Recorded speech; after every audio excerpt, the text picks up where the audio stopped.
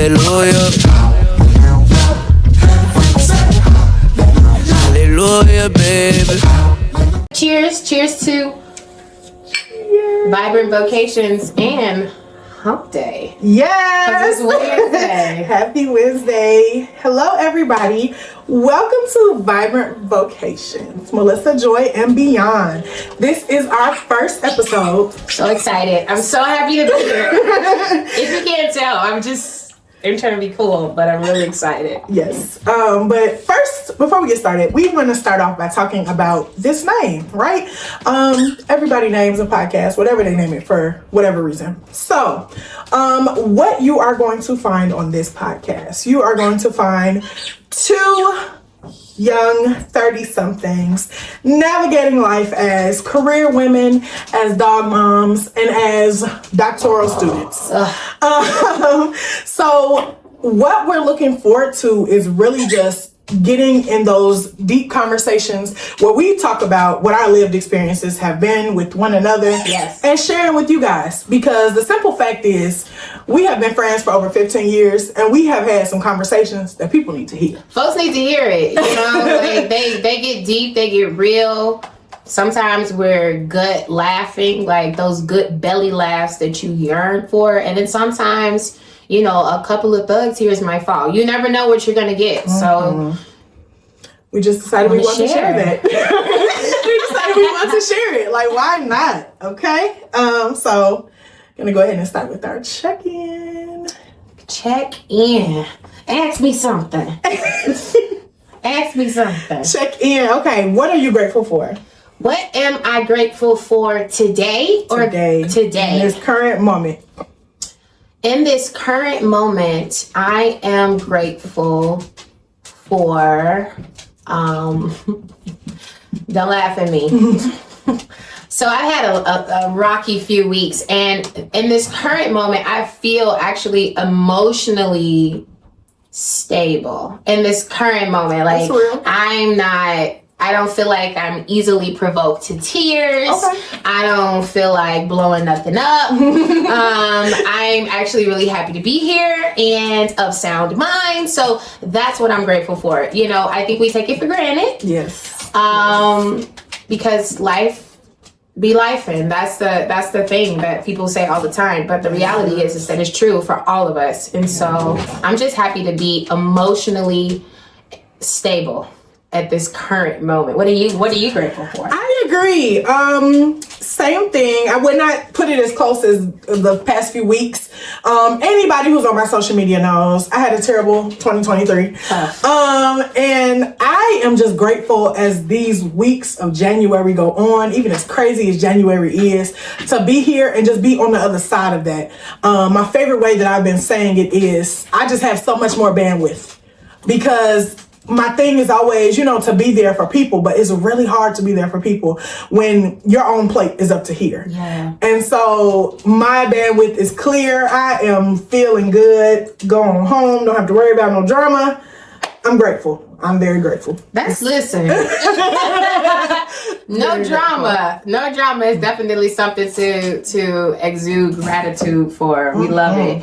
So, what new shows or new books have your attention at this point in time? So, actually, my answer is really sad. Give us the real. Tell the truth. Tell the truth. It is. So, no books currently. She's still in school. So I'm still okay, girl. Say it. Say it, because people. We read a lot. I love the people on Twitter in their book goals 2024. I love to see it. As a student, and I'm a education student, so not to say that we read more than the others, but we read a little bit more than the others. Okay. The passage is a little longer. And so the words a little bigger. Yeah, and so when I'm home and everything, I just want to wind down from that. Okay. And being a teacher on top of that. So with that being said, my new show that I got into recently was Rap Shit on HBO Max. Sorry about that. And that's why I said I'm a little sad, because it just got canceled. And I don't want HBO Max to come for us, but I feel like HBO Max gets a good black show going and they be like, we got to get this up out of here. And I really don't understand why. You know what? I share that sentiment. as someone who does not watch a lot of, if you know me, you know this, I don't have the attention span for TV. For this TV. Yeah. Like TV today, if I can say that, TV today is so stressful. They intentionally make your blood pressure go up just to leave it there. Like, I don't know how you're supposed to sleep after watching TV today. So I don't have the capacity for TV today or the attention span, so I don't give it much. But when I do find something, and you mentioned HBO, Lovecraft Country was a show another one enjoyed. I loved it. It was Jim Crow and sci-fi. That was a perfect mixture for me. Yes, my black nerdy self. But they took it away, and it literally supported my point. Every time I get into something, it gets taken away from me. So I just wanted to tell you that I shared that sentiment with you. And I want to know what it is, because the shows have ratings. They do. Y'all talk about it on Twitter often. The Twitter crew. We don't know what you're talking about. I don't know what you're talking about because I don't watch the picture. But listen, I know it's a good picture with a lot of ratings because people close to me, proximal to me, love that show. So I'm sorry that has been taken away from you. Sad. Well, I just answered that. I don't have no new shows, but I do have yes I do. I watched a show over winter break. I watched Black Cake on Hulu. That's right. It's 8 episodes, and it was a phenomenal series. As a matter of fact, it's based off a book. Coincidentally enough, one of my doctors recommended this book to me, like, I don't know, maybe a year and a half ago, and never went and purchased the book. Womp womp. But it happens. It happens. Right? Shoot, it happens. But that book then turned into a show, and it was so good, and it did exactly what TV today does. Left this huge cliffhanger, and now it's over, and now my feelings are hurt because they were so incredibly invested into this cinema production. So I'm a little, that's why I don't do a whole lot of TV. That's real. So yeah, that's that. I am reading a book. What are you reading? Tell us. Wow, the title of it escapes me. I am so embarrassed. Like, what's the name of the book? Anyway, I'm reading it though. It's about this Nigerian woman who is a resident, actually. She is in her first year of med school, and she's kind of just telling her story in a sense. And I love that it's based out of Chicago, but I bought the book in Seattle. Fun fact. I bought them, and I wasn't going to buy the book. I was not going to buy the book. Alexis as my witness. I was not going to buy the book. We ended up getting the book. It was on a clearance rack, and we ended up purchasing the book, and I'm thoroughly enjoying it right now. Very easy read, as we've aforementioned. Yes. We are both doctoral students, and so the font is big enough, and it's fiction. It's a fictional book. I can't get too deep right now. I'll probably get into something a little deeper come Black History Month. That's real. That's real. Okay, let's talk about, because we're foodies. What foods are you currently addicted to? All of it. Everything? I can eat. I can eat. I have such an insatiable appetite. And oh my gosh, 30 came and has been wreaking havoc a little bit, but because I got the heartburn now. I get heartburn that I don't expect. Now I travel with the Pepto. I'm so ashamed. I'm so ashamed to say that, because foods that once brought me pleasure have now caused me a bit of distress. So, but what currently, that's hard. Listen. Everything this week for sure. But anytime I go out, I'm so tempted to get a burger. I love a good cheeseburger.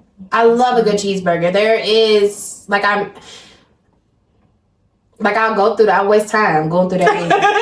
Knowing you're gonna get a burger. Knowing I'm gonna give me a little burger, but you know, that's that. That's what it is right now. Okay. Well, for me, definitely Girl Scout cookies. I don't know if y'all knew, Girl Scouts, they done elevated their game this year. If you have a local Girl Scout, you could go on her little website. You can order your cookies. They'll be at your house within 2 weeks. My cookies came yesterday. I just ordered mine this week. I've been banging them. I got no shame about it. I've been busting those cookies down. Me next. I got the link, so I definitely ordered some boxes of Girl Scout cookies. I'm so happy they're not here this week. Ooh! Imagine that. Gone. All 6 of them. All 6 boxes. Gone. But yes, that's our check-in. So we're going to actually get into our show today. So our show today, we are talking about the Book of Clarence.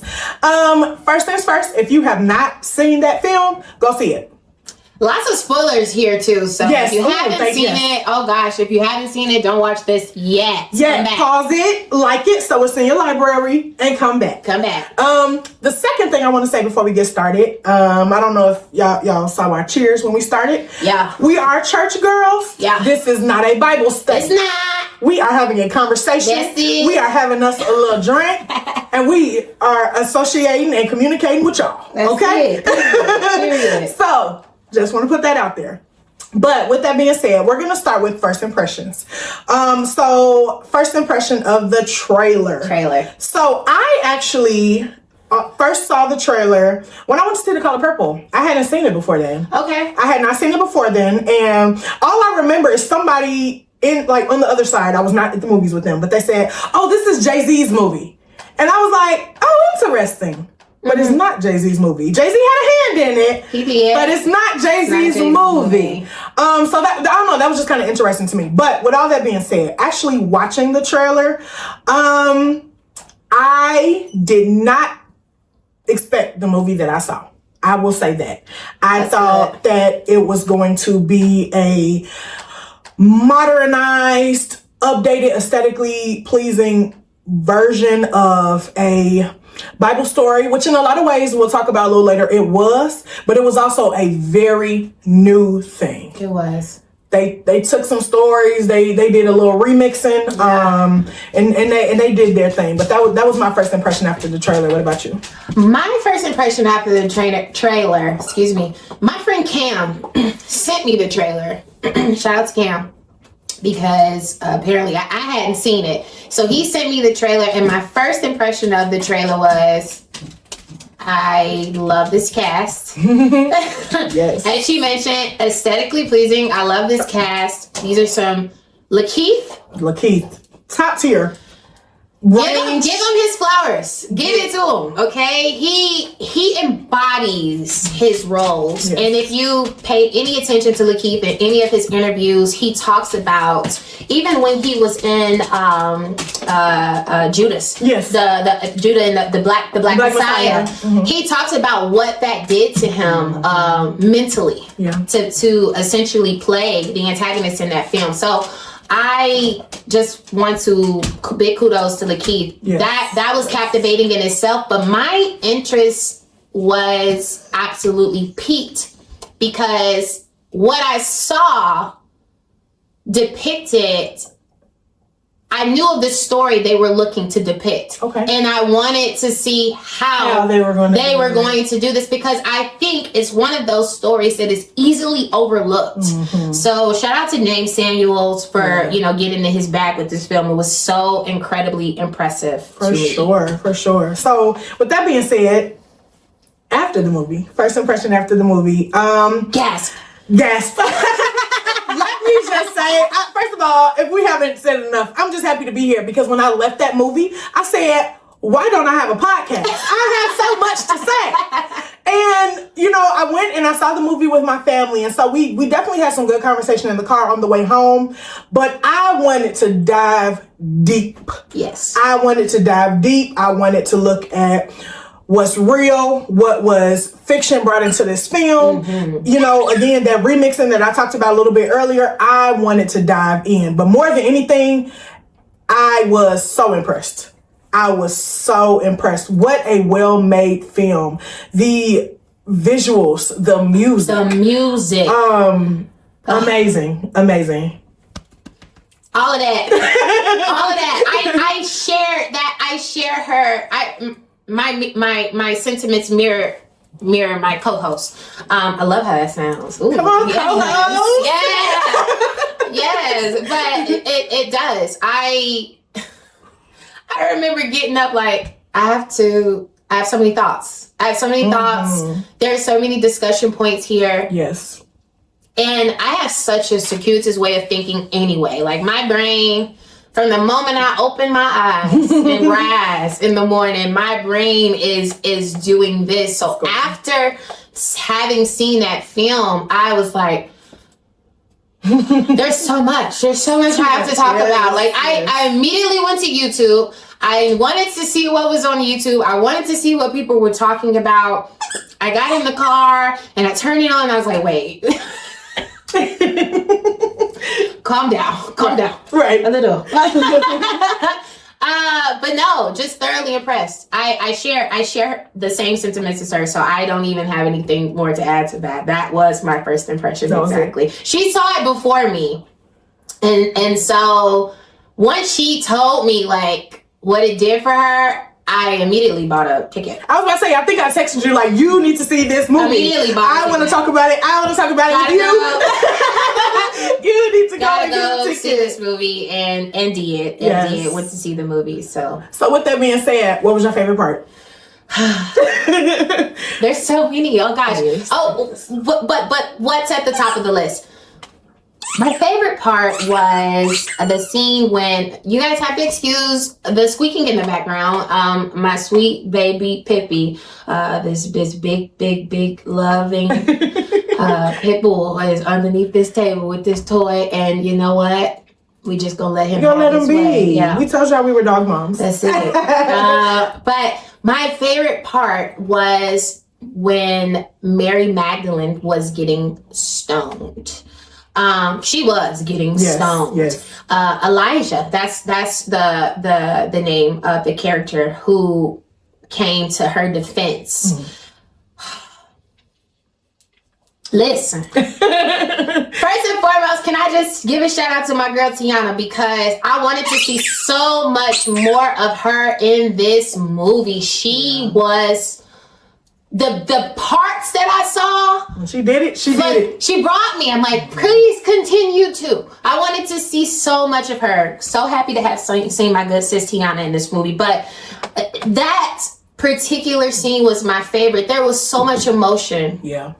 In that scene. And we just talked about how in this movie there are these Bible study, the Sunday school lessons, okay? Yes. There are these Sunday school lessons in this film, and this particular one comes out of John chapter 8. And Jesus, I love the mystery that is Jesus in this film. Yes. Because it's not a movie about Jesus. It is not. And I love that I don't want to say dampened who he was, because you knew who he was. Right. He had his entourage. There was this mystery that was him, but we barely saw his face. Right. You know what I mean? So he comes and basically is telling the crowd, like, he who is without sin cast the first stone. And the reality is that they were throwing these stones, and in the scene, Jesus stops the stones and then lowers the stones. Mm-hmm. So that's the more fabricated part. Right. That's not the actual story. The actual story was some twists and turns in here. There was this woman who was essentially caught up in an affair with a man. Right. The woman was then brought. The woman was then brought before Jesus, and Jesus at the time, because she was committing adultery. Can I just add that the man was not brought? Okay, so the man was not brought, just the woman. Okay, we said although they were both being adulterers at that time, and they were essentially the group of people that brought, let's say, the group of religious leaders. They asked, they basically were testing Jesus, like, because at the time they're under the law of Moses or the Mosaic law. And they're like, because of this sin, she's supposed to get stoned. You know what I mean? And Jesus is down there scribbling in the dirt. Just scribbling in the dirt, listening to these people, suggesting, that, well, someone without sin should be the one to participate in the punishment. Mm-hmm. And so that's where the verse of he who is without sin cast the first stone. And look, Jesus get down from scribbling in the dirt. And it's just a woman there. Yeah. Ain't nobody else there. Mm-hmm. That's the story. And so that's what I loved his creative direction in that. Yes. But what it does is pique your curiosity. Where is that in the Bible? Right. Makes you want to look and search. Like, okay. So I that was my favorite part. What was your favorite part of the movie? So, and it's crazy because the emotions behind this part were really dark, but the beauty that I found in it was how he connected it. My favorite part was after they left the, for better lack of phrasing, nightclub. Yes. And he went out and the Roman soldiers had caught them. Remember, they were in the middle of a big scuffle. Mm-hmm. And that moment for me, it radiated of everything we've been saying for history with the police. And to be watching something that is foundationally biblical and to see that connection, because the simple fact is when you read the Bible, you'll make those connections. Yes. But for those who aren't Bible readers, to see that in a film is just like, damn. And honestly, that was my raw, genuine reaction to that scene. I was just like, damn, y'all was dealing with this too. Right. But the way that he, like you said, the creative direction around that scene, it had a very unfortunate sense of beauty to it, I think would be the best way to describe that. Yeah, because relatability is itself. Yeah. First and foremost, that attracts us. People, I had gotten some text messages like, wait, these black people. Right. I'm sorry. There were people of color. Yes. They were people of color. We want to get into it. Maybe another episode. Right. But that's what's being depicted. And that's why I was like in there cracking up when I saw Doctor Strange. I know that is not who he is. Right. But that's who that's who people think Jesus is. You know what I mean? So I thought that inclusivity of this film, I thought that was absolutely wonderful. But I want to talk a little bit about the black blasphemy, because we gave our first impressions as people, as girls who are now women who grew up under Christian doctrine. Yeah. But for some folk, for some church folk, some church folk, they didn't like that. But for some church folks, they deemed this to be a blasphemous film. Immediately saw it and was like, blasphemy. And not only that, and not to cut you off, can I say, the same time that I saw that trailer that I just mentioned, there was a group of older ladies behind me who said that, like, oh no, this is blasphemous, I'm not going to see this. Uh-oh. Now remember the conversation we just had about the difference in the trailer and actually seeing it, and the film, and it's just, I guess that goes back to our original point of so many people just didn't see it. They didn't know, too much. Yeah. But listen, it's not blasphemous. It's not. Like, blasphemy is the act of showing disrespect or contempt towards sacred or holy things often associated with religious beliefs. Yes.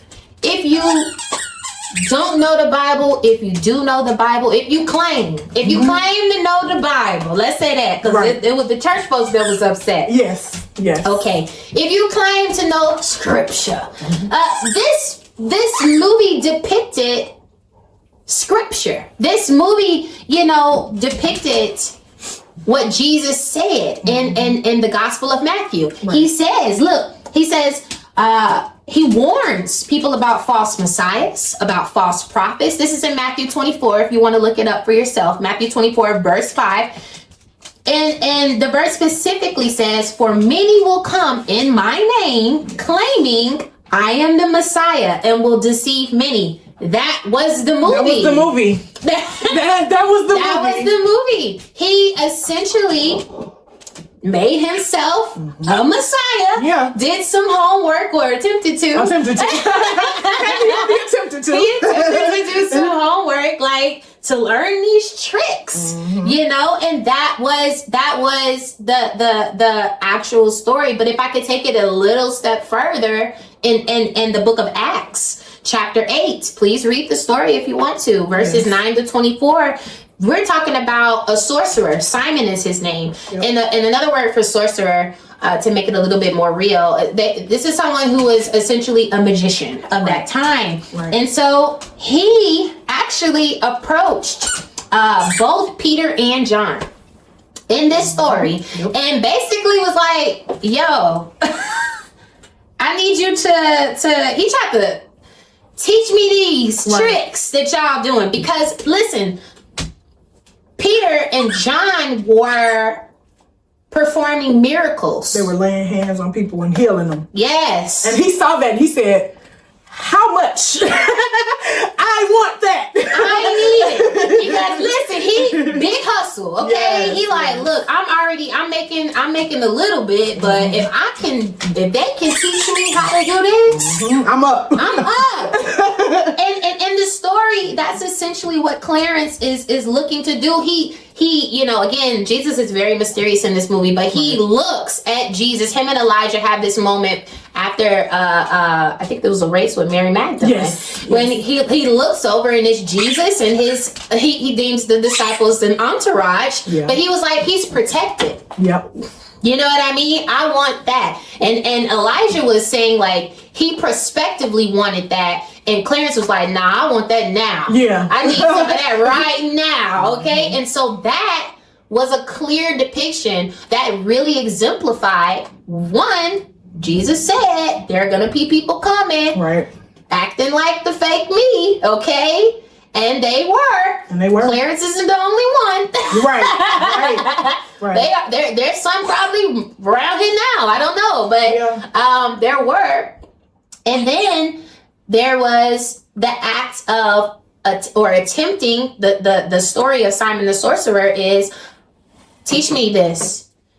Clarence went as far as to go to Mary's house. Yeah. Yo, give me some of that. Tell me how Jesus does these tricks. That's what he said. He was like, oh, tell me how he does his tricks. Mary is like, his tricks.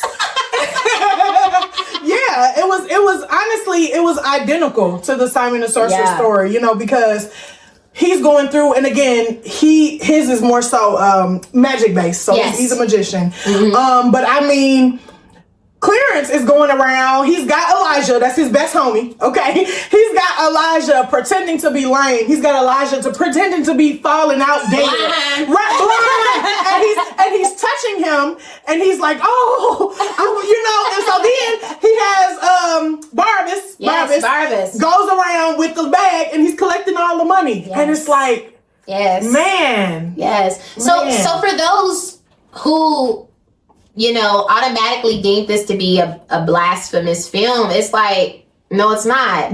It's not blasphemy, because it's actually things that were not only said in the Bible, but also depicted. These are actual stories that happened. It almost reminds me of that blurb that they put in like shows sometimes, like events are real, but character names have been changed. Yes. There are some dramatizations. That's what this was. And I mean, we talked about relatability earlier when you mentioned your favorite part of the movie and how we can relay that till today.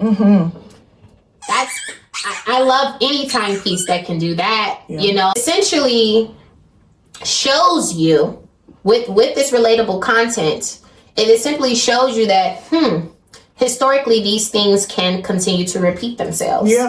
Right? And so having that knowledge puts you in a position of being more proactive than reactive, if we can be honest. Right. But that's what this film really was. So I had to like the blasphemy. And listen, again, church girls grew up under Christian doctrine. Yeah. We kick it a little bit. Shout out to Beyonce for that. Fabulous. Church girls. She made that song for us, y'all. She made that song for us. But we love Jesus. Yes. So this is if we felt that this was a blasphemous film, we certainly wouldn't be so excited to share why it was such a good movie to us. And dare I say, challenge those people to go see it. Yeah. Give it a chance. Give it a chance. And ask your questions. Yeah. Oh my gosh. Like, ask your questions. Like that kind of makes me want to give, Jeymes Samuel and this wonderful cast and production crew a round of applause because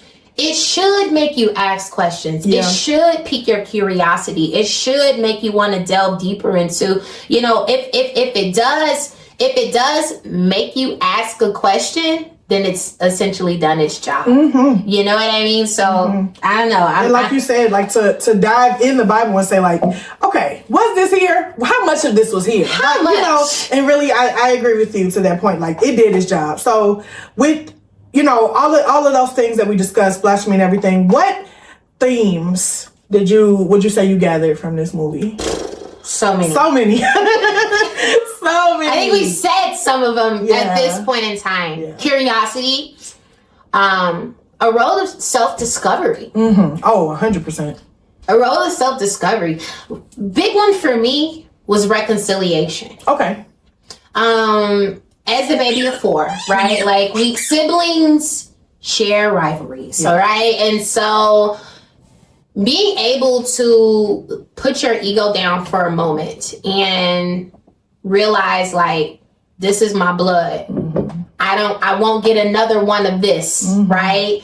And so that's when, you begin to put on a bit of a humble posture, to say the least, like, this is my brother. Right. This is my sister. We may not always agree with everything on everything and necessarily follow the same paths of life, but I love you. Yeah. Okay, like there's love here. There's love to be shared here. And so I think that theme really resonated most with me. That the self-discovery path, phenomenal. I mean, Clarence was on that path.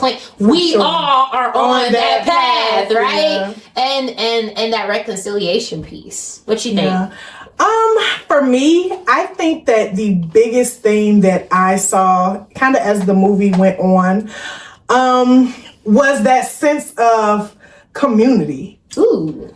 As we saw in the beginning, Clarence went up to talk to his brother, and his brother pretty much was like, "You're nothing." And Clarence just stuck with that the whole movie. That was his driving force to like, I need to become something. That was his motivation. Yes. That was his motivation. And so as the movie went on, the scene where he was carrying the cross, and the people in the crowd. I think that's really what it was. It was like,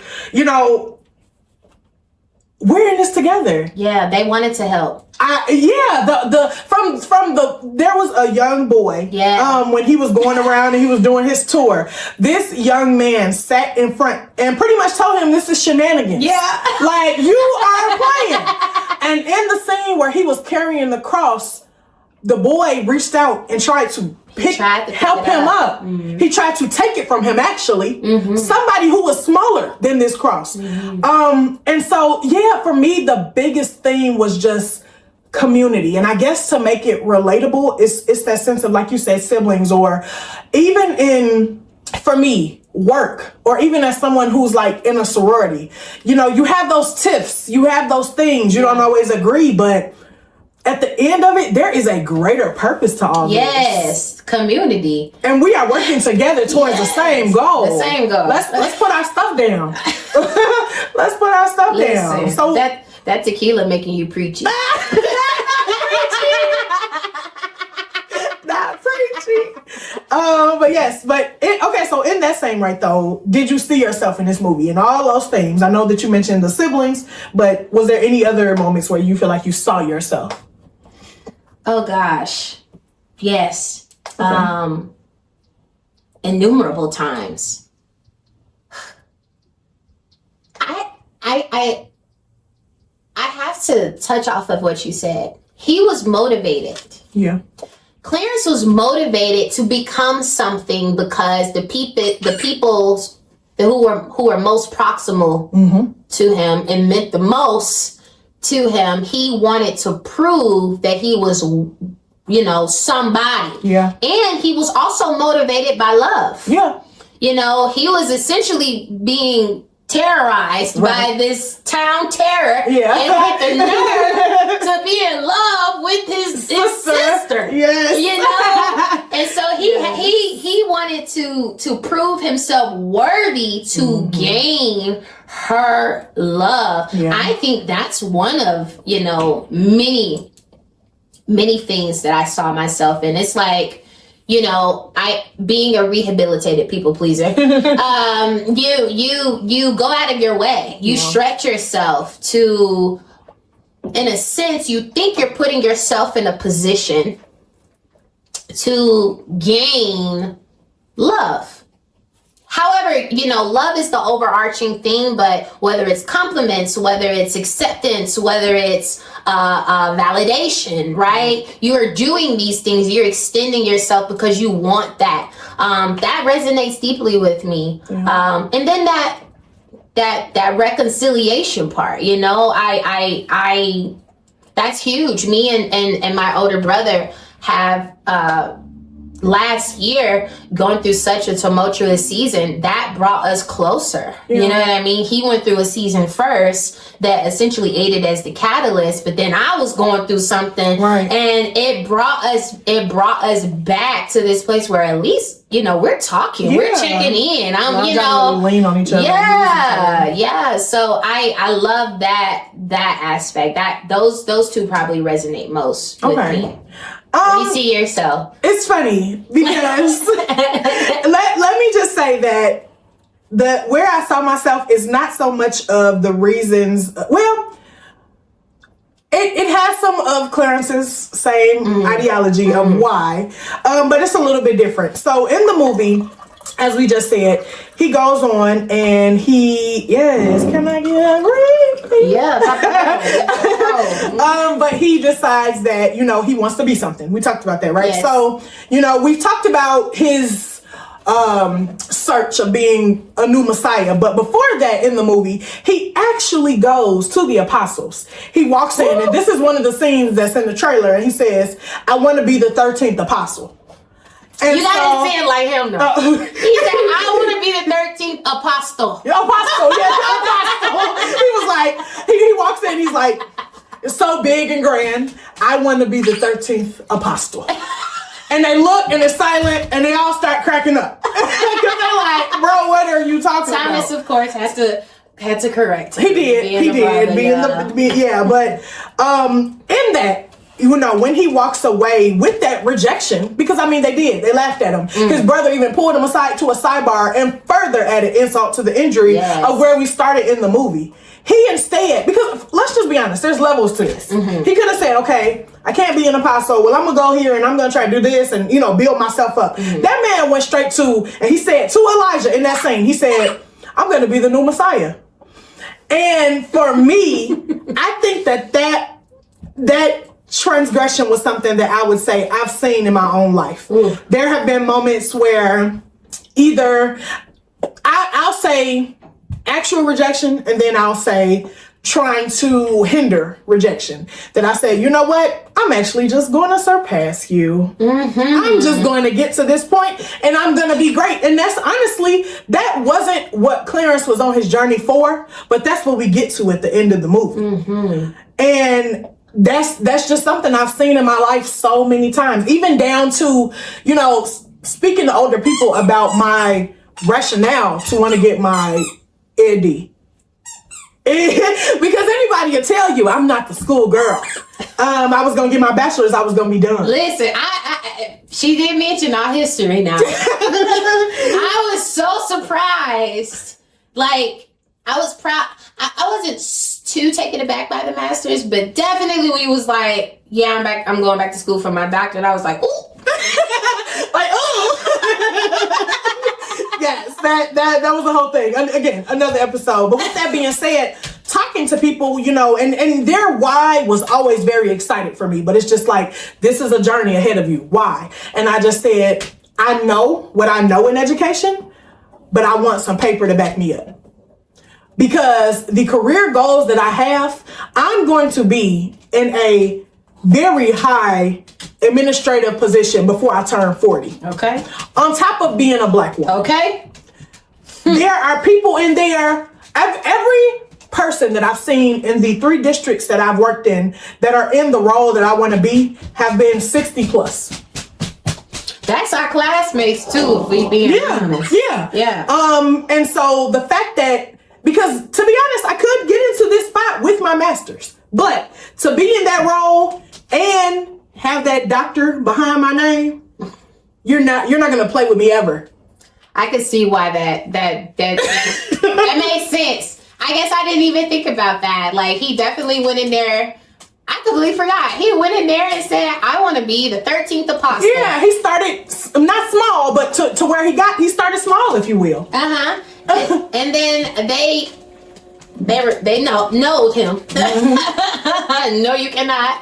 And he was like, oh, okay, well, I'll just be the next Messiah. Right. It was no thought about it. It was just like, okay, I'm gonna show them. I'm gonna show them something. And that was my driving force. That's a lot of people's motivation, though. Yeah. Like, I know people who very much so. I was just listening to an interview today. Kevin Gates' album is coming out. I'm looking forward to it. Cultural. I'm looking forward to it. And I was listening to him, and he was basically like, rejection or people telling him, you know, what he can't do or who he isn't without them. He like, that fires me up. Yeah. Like, give me some more. That's real. Give me some more, because he believes so much in himself and so much in what he is in his capabilities that he's like, come on, give me some more. Mm-hmm. Lay it on a little harder. Yeah. You know what I mean? Yeah. And so some people may think that Clarence has this bit of a grandiose demeanor, but might I say that you know, we do too. Yeah. If in fact someone tells us, oh, you could never be this, right, or you're not good enough to be this, you just gave me everything I needed. That I needed. Neither of us are gonna go on that journey down here. Yo, I had someone tell me that you don't need to be no landlord. I humbly can say that I have become a landlord. And so, you know, we do that. Yeah. You know, so you know, did you see yourself in this movie? We're Clarence. Yes. This isn't a movie about Jesus. This isn't your new modernized Passion of Christ. Not at all. Not at all. It's a movie about you. Yeah. If in fact you are, in like most of us, on this road of figuring out who you are. You don't know who you are in your teenage years, and dare I say, not even in your 20s. No. I don't even think for some people your frontal lobes are completely Dare I say, we just knocked on it at 30. Right. And still have so much more room to grow. So I love that. I love that so much. Man, this is good. I knew it was gonna be so good because the movie was so good. But I really want to talk. Someone brought something to me this week, and I was like, I was at work. I was getting on an elevator. I was on my way to a meeting. And I was like, I can't talk about this right now, but I am going to put it in the podcast. Yeah, because this is good. I want to talk about it. So I'm just going to quote this person. This person will remain anonymous. But they said something. Before I get into that, I want to talk about Thomas a little bit. Yes. Again, shout out to Lakeith for playing both of those roles. Yes. Thomas and Clarence. Now, Thomas, in this film, people know Thomas again as Doubting Thomas. That's how we teach about him, etc., etc. After the resurrection of Christ, Thomas doesn't believe that he was actually resurrected until he puts his hands. I want to say they talk about him putting. He's like, I need to put my own fingers in the holes in his hands. You know what I mean? And that's how he gets this reputation. But Jeymes Samuel depicted Thomas as he is in Scripture. So Thomas is actually a twin. Yeah. So I thought that was impressive that he brought that component out, as small but kind of big as it is. Yeah. And some people might even argue that there is some polarity in Thomas and Clarence, but that's deep. 100%. That's deep. That's deep. That's deep. That is deep. That's taking it there. In Scripture, they refer to Thomas. The twin as Didymus, and Didymus means twin in Greek. And so I thought that him having brought that component into this film was very impressive. So, I'm not gonna get deep. That's deep. That's deep. Ooh. But if y'all didn't know, that was not made up. No, that was not made up. That's in Scripture. You can go read it for yourself. It is in John chapter 20, verse 23 or 24. Yeah. Something like that. But someone brought this point up to me. And I said, I got to put this in the episode. And so they text me. They said the scene when he really did walk on water made him a believer. They're referring to Clarence. I think so many more people would be on board if we could experience the miraculousness that only God can be responsible for. Maybe this is where I have opportunity for growth in my faith, as I'm sure he has carried me very far academically, career-wise. However, I can only imagine how much easier it would be for people to believe. And I have to say that he placed emphasis on easier. And I love that this movie drew him to that. Yeah. Right? Because going back to Doubting Thomas, that's us. Okay? Like it would be so much easier if in fact God allowed us to walk on water, or essentially, not saying that he couldn't, I'm not saying that, but what I'm saying is that there is Scripture that supports this notion, right? So we're talking about Doubting Thomas in John chapter 20, verse 29, Jesus says to Thomas, because you have seen me, you have believed. Blessed are those who have not seen and have yet believed. So this statement, emphasizes the value of faith without requiring physical evidence. Yeah. And so, oh my gosh, what is the definition of faith? Right. The substance of things hoped for and the evidence of things unseen. It's, if you can see it, it's not faith. But I love how this person said, maybe this is an area of opportunity for me.